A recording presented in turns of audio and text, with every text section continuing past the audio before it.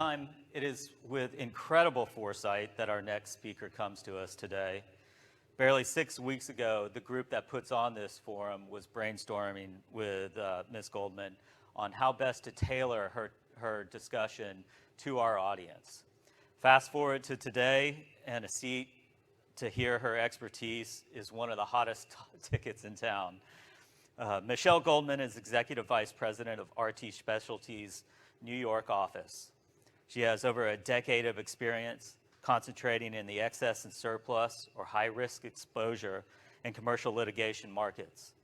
We're lucky to have her join us today and look forward to finding out what challenges we face while we're still in the middle of the fire of an active hurricane season. Michelle, thank you for joining us. What can you share with us today? Brian, thank you for having me. Good afternoon. So, my name is Michelle Goldman, and I am a wholesale property insurance broker. I work for RT Specialty out of our New York City office with retail brokers from all over the country and about 40 or so property markets that are wholesale access only. I will be talking today only about property insurance. So, property insurance. Where are we now? How did we get here? And where are we headed? We are in the fourth year of a hard market. This means rates have been increasing for the past 4 years. How did we get here? Prior to those 4 years, we were in an 8-year prolonged soft market. Rates were slashed every year until they got so low that insurance companies were not making any money writing insurance. Additionally, insurance companies have to invest very conservatively, so they have money on hand to pay claims. They invest almost solely in bonds, and interest rates were at an all-time low. So insurance companies were not making any money writing insurance. They also were not making any money investing. The market had to harden, rates had to go up. So what kept the market hard the past 4 years? Mostly unprecedented hundreds of billions of dollars in losses. We've had hurricanes, convective storms, wildfires, we had the freeze in Texas, we had riots, we had COVID, hundreds of billions of dollars. A couple of other things that kept the market hard are jury awards are at an all-time high, and construction costs are up. In addition to labor shortages, supply shortages have made the market harder. During the pandemic, people were stuck at home with not much to do. Many of them decided to put an addition on their home or build a clubhouse for their kids. And many of the sawmills were closed due to the pandemic.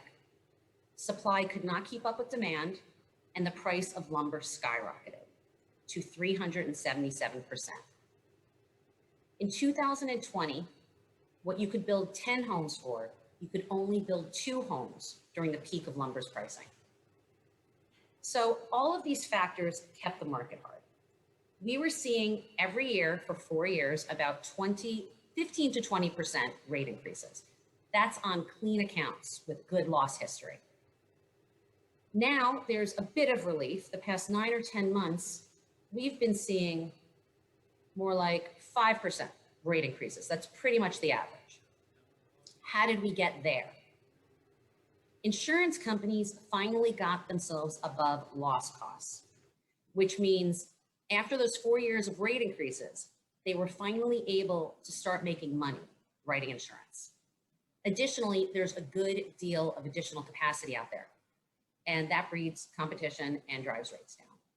So on the accounts with clean loss history, we are seeing about a 5% rate increase on average. Where are we headed?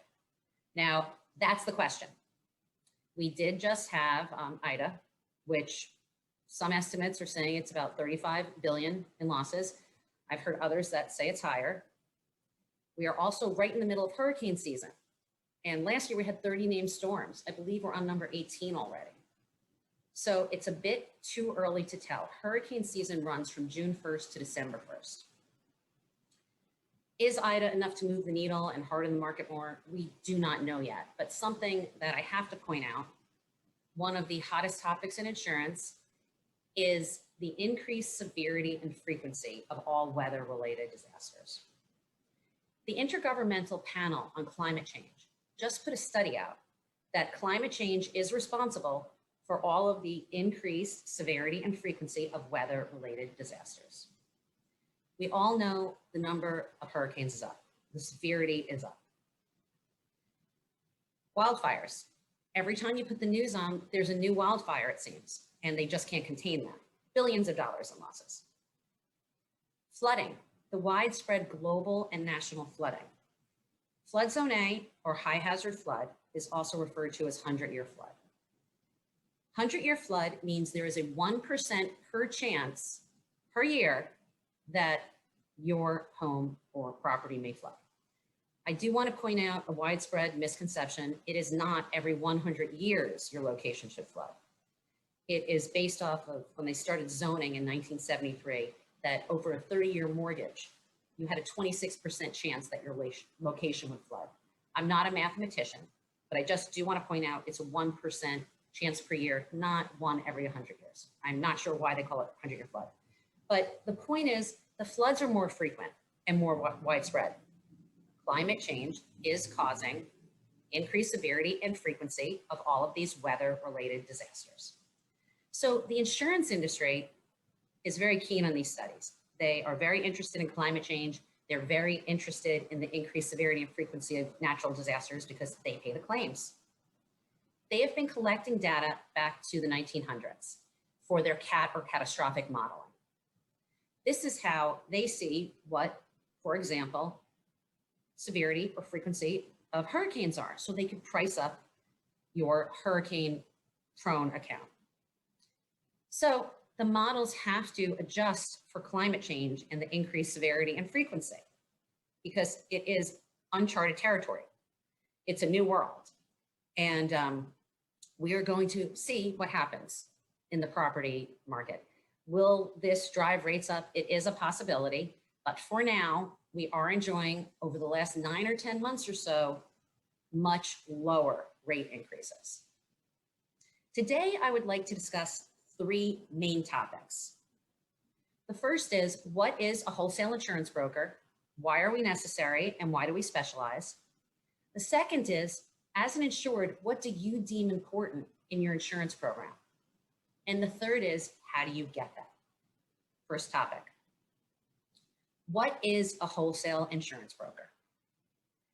As an insured, you go out and you hire a retail insurance broker. They do all lines of coverage. They do your property, your casualty, your D&O, your cyber. They do everything. If there's a line of coverage they cannot place, they hire a wholesale insurance broker. That's me. We specialize because we do the really tough stuff, the hard to place stuff. My niche is property. Examples of wholesale property accounts: anything with a large CAT or catastrophic component to it, be it California earthquake, hurricane exposed New Orleans, hurricane exposed Florida, high hazard flood, anything with a large fire exposure, frame aluminum wiring apartments, or a sawmill, or a petrochemical plant, or plastics manufacturing, or just anything that has really, really bad losses that have kicked it out of the retail marketplace. An example of a wholesale property account that I write: one of my maritime clients has a location at the very end of the Mississippi River. It is actually in the Mississippi River, in the water. Due to the high hurricane exposure, it is 100% wholesale or E&S placed. There is not one retail market on it. So if you think of insurance like ice cream, retail brokers and their retail markets are vanilla. Wholesale brokers and our wholesale markets are rocky road. We do the tough stuff, the stuff with some hair on it, the rocky road stuff.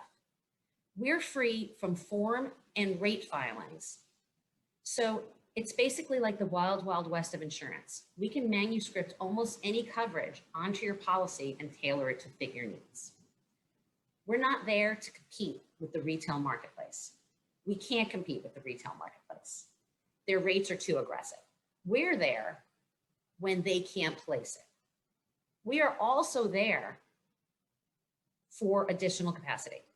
So let's say there's a $100 million building in New Orleans, and your retail broker and their retail markets filled out 60% of it, but they're out of capacity with their markets. The retail broker would come to us and we would get our markets to play alongside those markets and fill out the whole, the 40% whole. So E&S or wholesale markets are there to place business that retail markets cannot place, but we're also there for additional capacity.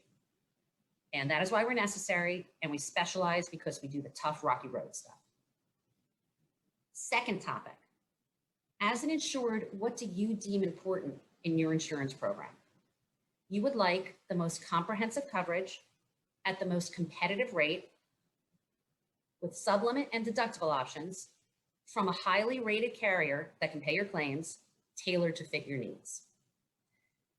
So one of the first things you're going to do with your retail broker, if you have a cat or catastrophic component to your account, quake, wind, you're going to get an Excel spreadsheet together. And I will go into detail about this Excel spreadsheet a bit later. But you're going to get an Excel spreadsheet together, and they are going to model your account for cat. So if you have a $100 million building in California, they're going to model your account just as a tool or a guideline to see what type of exposure you have. The model will show what the 250-year event, the 500-year event, the 1,000-year event is. Let's say the 500-year event says you might have a $20 million earthquake loss. You might want to purchase $20 million in earthquake, just as a tool or a guide. Now, there might be a bank involved, and they might say you need 30 million in California earthquake. So of course you would have to buy 30.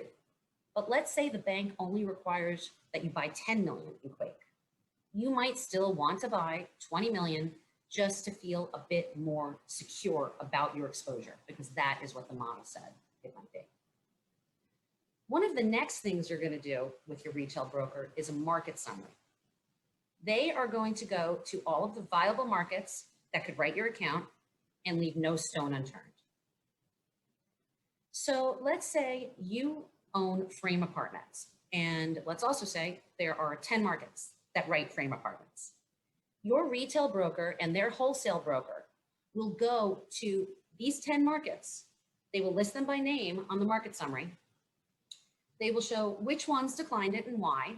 So let's say the first company declined your risk because your buildings were built in the 80s and they only write frame apartments that are 2000 and newer.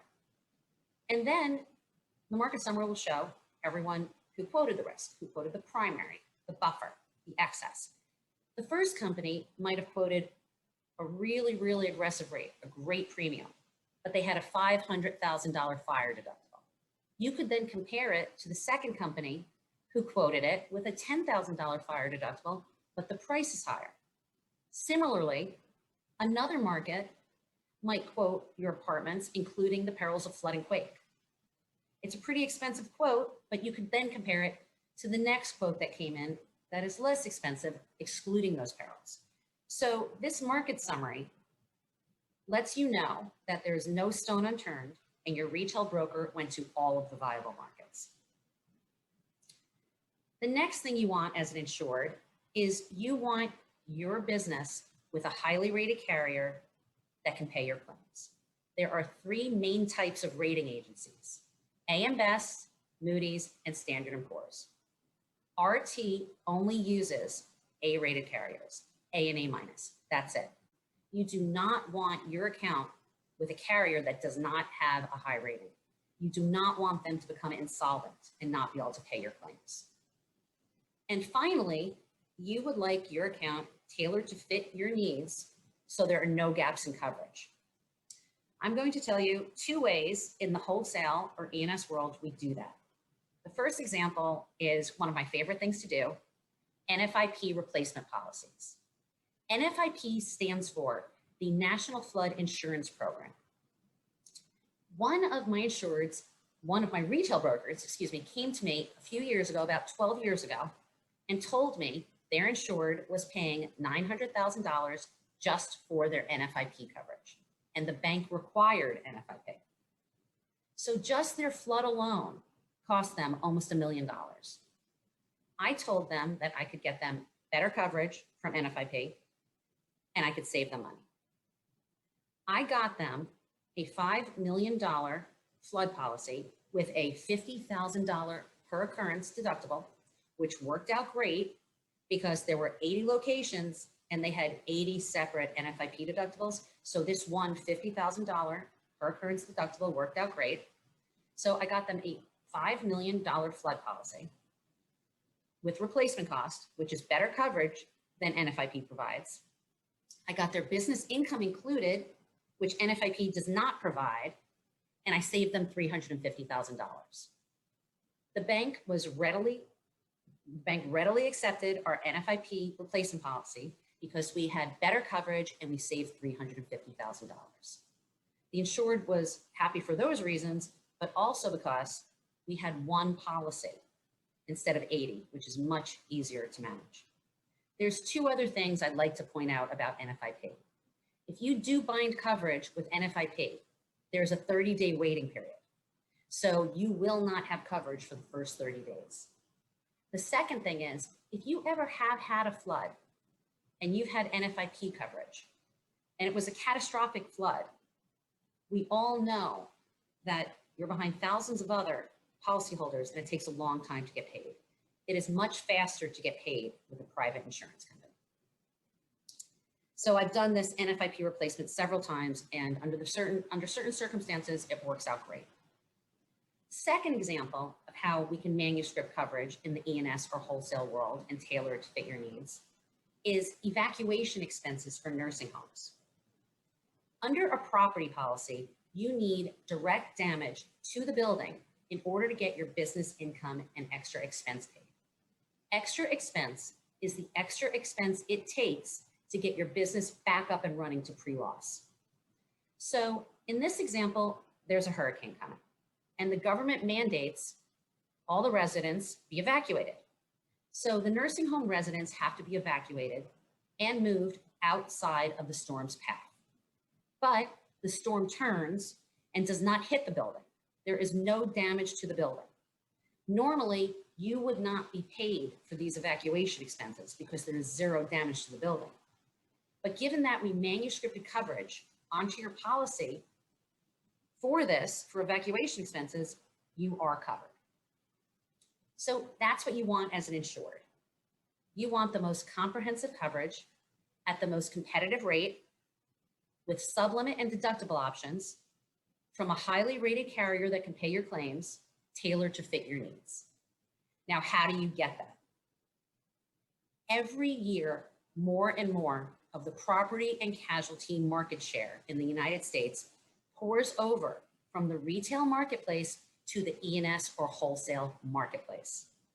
20 years ago, E&S or wholesale was responsible for 3.6% of the property and casualty market share. At the end of 2020, we were up to 9.1%. We grew 17.5% last year, and we are growing every year. We are on track so far to grow 22% this year.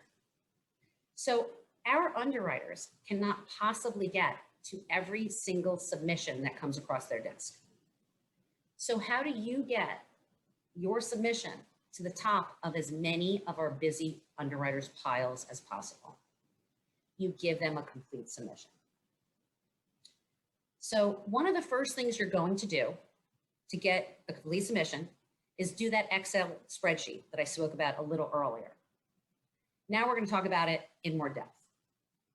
Your retail broker is going to list each of your locations separately by location with your building values, your contents, your BI, your extra expense, your equipment, whatever you have separately on your Excel spreadsheet. And it's going to have full COPE information. COPE. C-O-P-E, COPE.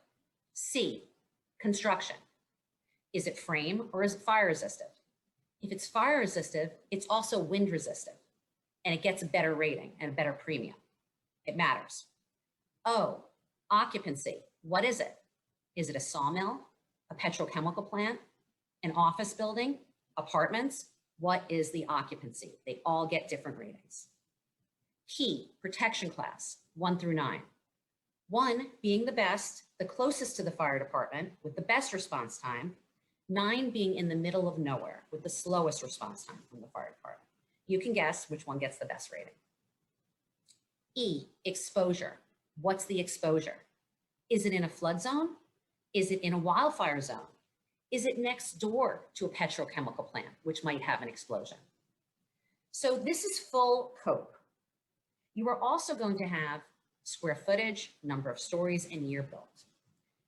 You don't just need year built, you need updates, plumbing, HVAC updates. When were the roofs updated or repaired? It's very, very important you have this. You might even have something called secondaries. Examples of secondaries are hurricane clips or hurricane shutters. It is vital that you have all of this information because this is how the underwriter is going to price up the CAT or catastrophic portion of your risk. The model loves information. The more, the better. If it does not have information, the model assumes the worst. It will assume you have a 1960s frame building without any updates and it's unsprinklered, and you will get a terrible quote. So the more information, the better. So we talked a little earlier about how brokers and agents use modeling. Underwriters also use modeling. The way an account is underwritten is the underwriter underwrites the fire portion of the risk, but they use the model to underwrite or price up the CAT or catastrophic portion of the risk, be it quake or wind. The way underwriters use the model is fourfold. The first thing they use it for is to price up the CAT or catastrophic portion of the risk. What does the wind cost? What does the quake cost? The second thing they use it for is to see where they can play on the account. Can they do a primary? Do they have to be X of 5 million? Do they have to be X of 100 million? The third thing they use the model for is to see what limits they could put out. Do they have 2.5 million for this risk? Do they have 10 million? Do they have 100 million for this risk? And finally, they use the model to see what their ags or aggregates are. So if a $500 million hotel comes in from South Beach, the underwriter will take the Excel spreadsheet, put it into their model, and if this insurance company just writes way too much in South Beach, in Florida, they might be full. They might have to decline the account. Or let's say they're pretty full there, you might get a high quote. Or let's say they don't write much there at all. You might get a great quote. So that is what insurance companies use CAT or catastrophic modeling for. That is why it is vital that you have all of your COPE info with all of your updates and your secondaries in your Excel spreadsheet, because they are going to price up the CAT portion of the risk, the wind or the quake, which is most likely the most expensive portion of your risk. So you need to give them that information. The next thing we're going to talk about is the other hot topic in insurance, next to increased severity and frequency of all natural disasters, ITV, insurance to value. Insurance to value is what your building costs per square foot. So let's say you send in on your Excel spreadsheet a fire resistant building and you have it down as $70 a square foot. It is either going to not get quoted, get sent back to you, or you're going to get a terrible quote, because you cannot rebuild a fire resistant building for $70 a square foot. You cannot rebuild a frame building for $70 a square foot. ITV is very important. Insurance to value, you need to make sure your properties are value property in order to get replacement cost. Replacement cost is what it costs to replace or repair your building to pre-loss. If you have a low or inadequate insurance to value, you might get ACV, actual cash value. That is replacement cost minus depreciation, and you would not get back much in a loss. So you need a strong insurance to value. I am going to tell you about an account that had a loss. I'm going to change it up a little bit, but an account that had a loss that really started ITV and insurance to value to be one of the hottest topics in insurance. There was an account that, let's just say it was $1 billion values. and they had a $500 million loss limit. They also had blanket coverage. Blanket coverage means no matter what you have your location listed on your Excel spreadsheet or statement of values, you could get all the way up to that loss limit of 500 million if you had a 500 million loss limit, depending how bad your loss was. So let me explain. So in this example, there was a location listed at 50 million on the statement of values, but it burned down and it cost 300 million to replace it. They had blanket coverage. This was layered with several different insurance companies all the way up, and they had to pay 300 million. They were furious because it was severely undervalued. They charged premium on this location being 50 million, not 300 million. So fool them once. The insurance industry has gotten very smart. Every single account that comes in gets the insurance to value, or ITV, scrutinized. It's very important you have a strong and accurate insurance to value. The next thing you need for a complete submission to get your account looked at by as many underwriters as possible is 5 years hard copy loss runs. You need 5 years hard copy loss runs with a loss summary and descriptions of losses. We need to know, was it a cigarette that caused that $5 million fire on your loss runs? Was it electrical? Was it fixed? Has everything been repaired? We also need to know any mitigation efforts. So let's say instead of a fire, you have on your loss runs a $5 million flood, but you put floodgates in to mitigate future floods. The way an account is underwritten is the underwriter underwrites the fire portion of the risk. The model will help them price up the cat or catastrophic portion of the risk, if there is one. And if you have good loss history, it stops there. You get your premium and terms and conditions. If you have bad loss history, the underwriter is going to do something called loss rate your account, which means they look at it over a 5-year period and see what it would cost them to write. If you have bad losses, your premium will go up. But let's say you put these floodgates in. The underwriter is going to look at that and say, wow, this insured did something to mitigate future losses. So they might not count that loss against you at all. This is a complete submission. Anything else is just account specific. If you have a warehouse account, we need the rent roll, but we also need descriptions of all of the tenants. So let's say Gary's is listed on your rent roll. Does Gary sell paper clips? Does he sell fireworks? We need to know. All of this is a complete submission. You will then get as many underwriters as possible to look at it quickly because there's nothing missing. So just a few points in closing. If you are in a cat or catastrophic zone, quake, wind, I would highly recommend you get a pre-assigned adjuster. They will have all of your policy numbers and the structure of your account beforehand. If there is an earthquake or a hurricane, they will have that all beforehand. They will start working on the weekend if that's when it happens. You'll be very happy you did, because if there's a catastrophic event, there's a lot of other people in the same boat and you will get attention before any of them. The next thing is, if you are in a hurricane area, I would recommend you getting the inception of your account outside of hurricane season. Rates are always up during hurricane season. Hurricane season is June 1st to December 1st. So talk to your retail broker about how to do that. And finally, I'm a really big fan of meeting with my insureds and risk managers on my large accounts.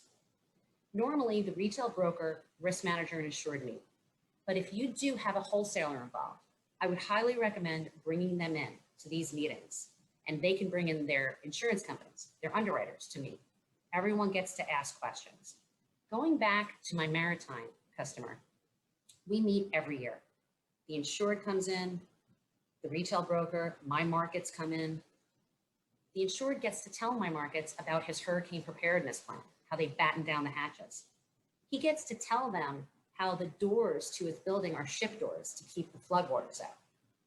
He brought in a sample of siding this big, giant, it is still in my office, to show them how he further reinforced the building. They get to ask questions. Everyone trusts everyone. It's a great way to do business. Questions are asked, they're answered. So that's all I have for today. I am not sure if I have any time left. Do I have any time left for any questions? Yeah, hi. Thank you so much, Michelle. It's refreshing to hear insurance advice coming from a true professional. I feel like a lot of times everyone we meet in Southeast Louisiana is a backseat insurance broker, so it's really great to hear some good advice from a true professional. Yeah, we have a couple of minutes to go through some questions, and the first question that came through relates to, and you highlighted some major downfalls or some major lapses that you would suggest people avoid. But what's the most frequent or the most common issue or problem that you see from your clients that you would suggest our audience try to avoid? I think it's really just not having a complete submission. You need all of this COPE info. You need full loss runs. You need to do an Excel spreadsheet. We can't just have a 40-page Accord app. It will not get looked at. Our underwriters are way too busy. So we need an Excel spreadsheet. We need the full information. We need the loss runs. We need an accurate insurance to value. Again, they're not going to make the same mistake twice about that. I do have one correction. So sorry to correct you, Brian, but I've been doing this for over 20 years. So almost 25. So anyway, so that's basically the most,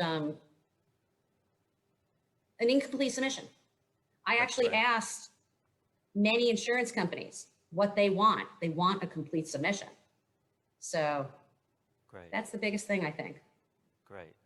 So we have another question that just came through asking, can you speak a bit more about how litigation is affecting premiums and also about the upcoming changes to flood ratings? Okay, litigation awards are bigger than ever. I don't have exact figures on it, but I heard just recently there was just one single award was $1 billion. So in addition to the hundreds of billions of dollars in losses, natural and unnatural, that the insurance industry is paying, litigation awards are at unprecedented numbers. So because they're so high, insurance companies pay those and rates go up. Insurance companies have losses, rates go up. Construction costs go up. It costs more to build your building, rates go up. And litigation, if there's jury awards, high jury awards, rates go up. So that is what makes rates go up. Flood zoning, all I could say is anything that was 100-year flood, it's flooding more frequently. I don't know. I don't think they ever should have called it 100-year flood because like I said, it doesn't mean it floods every 100 years. It means there's a 1% per chance a year it floods, but that's not even the case. I have an account in New York that in the past 2 months just got flooded twice.